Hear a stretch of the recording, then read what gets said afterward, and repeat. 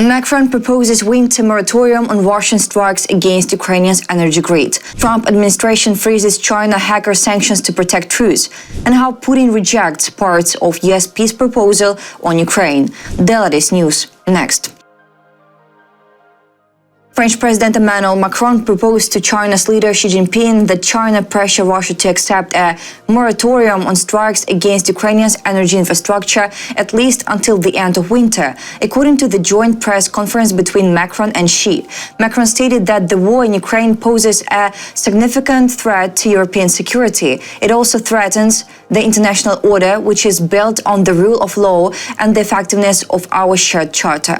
Macron noted that since China and France understand the seriousness of the situation and the need for a powerful and lasting peace, Beijing and Paris can strengthen their cooperation in this effort. I hope that China will join our call for cooperation and our efforts to achieve at least a ceasefire as soon as possible in the form of a moratorium on strikes targeting critical infrastructure.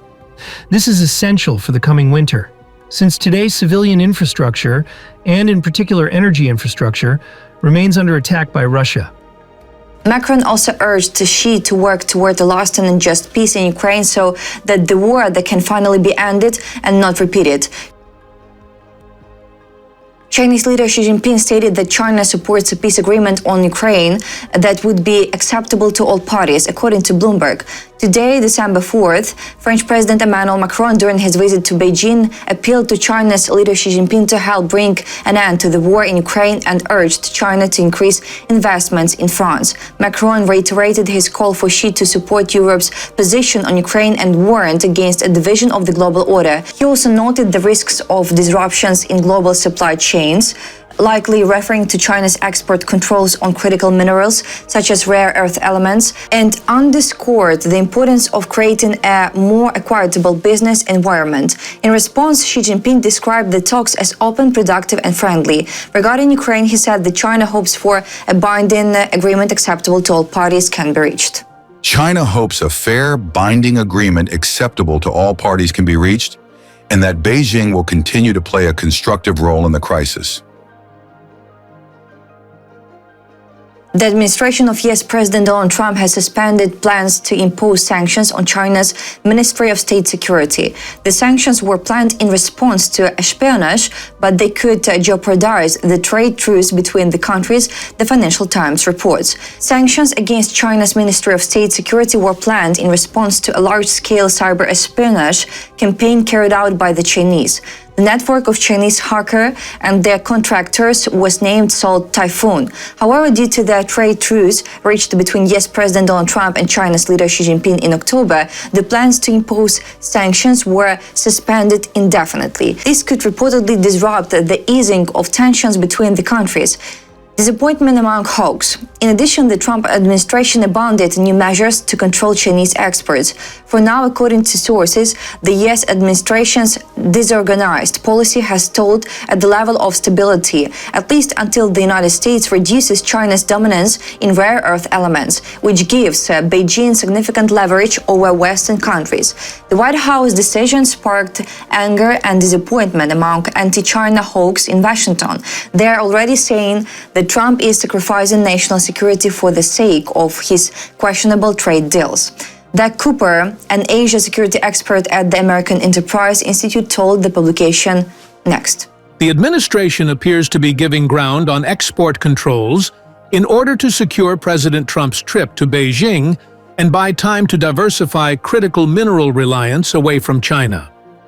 Anti-China politicians in the United States are also outraged that Trump may allow the sale of advanced chips to China, including NVIDIA's Blackwell products. For now, advisors have persuaded Trump not to do so, but all tough actions and measures against China are currently on pause. Meanwhile, in recent weeks, White House Deputy Chief of Staff Stephen Miller has been instructed to ensure that agencies do not take actions that could disrupt these thawing of tensions.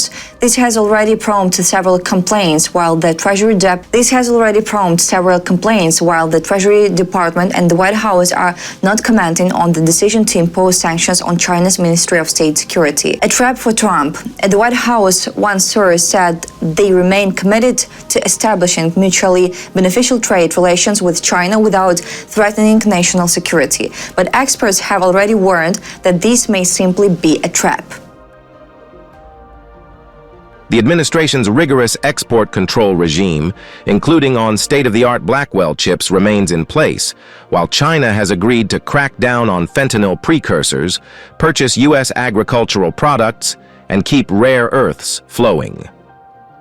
The source told the publication, explaining the administration's behavior. She has a history of breaking promises to American presidents, and the Chinese Communist Party has a track record of exploiting negotiations to buy time strategically, said Michael Sobolik, an expert on US-China relations at the Hudson Institute. Russian dictator Vladimir Putin stated that he had rejected part of the US peace proposals regarding Ukraine, and that the American peace plan now consists of 27 points divided into 4 packages, according to a statement by Putin cited by Russian media. In particular, the Russian dictator stated that the meeting with US President Donald Trump's special envoys, Steve Witkoff and Jared Kushner, lasted a long time because the United States proposed going through each point of the peace proposals. According to him, it was a useful and necessary meeting. Putin also said that from now on, the peace plan contains as many as 27 points. According to him, the American side supposedly divided the 27 points of its plan into 4 separate packages and proposed discussing them one by one. At the same time, Russia rejected part of the US peace proposals. According to the dictator, he did not specify which proposals these were. Russia did not agree with some points of the US peace proposals on Ukraine, but this is difficult work, he said. In this interview, Putin publicly fantasized that Russia would by any means seize Donbass as well as the southern and eastern regions of Ukraine.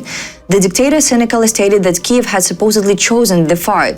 Witkoff and Kushner arrived in Moscow on December 2nd to discuss the revised document with Vladimir Putin. The meeting lasted 5 hours, after which Putin's aide Yuri Ushakov stated that no compromise had yet been reached, but that the sides were ready to continue working. Ushakov's wording was perceived as Putin's rejection of the US peace plan. However, Kremlin spokesman Dmitry Peskov claimed the next day that this was supposedly not the case. That's all for today. Thanks for watching this video. Support Ukraine, like and subscribe.